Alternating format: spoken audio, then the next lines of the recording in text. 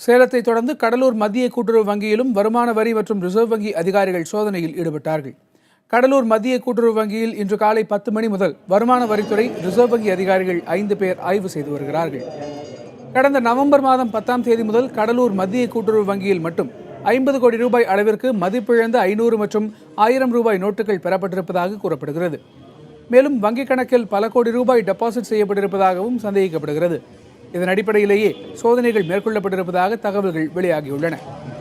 மூட்டை மூட்டையாக வைக்கப்பட்டிருக்கும் பணம் எவ்வளவு, யார் யார் கணக்குகளில் அதிகமான பணம் வரவு வைக்கப்பட்டிருக்கிறது, புதிய கணக்கு தொடங்கியவர்களின் விவரங்கள் ஆகியவை இந்த ஆய்வின் போது கவனத்தில் கொள்ளப்படுகின்றன.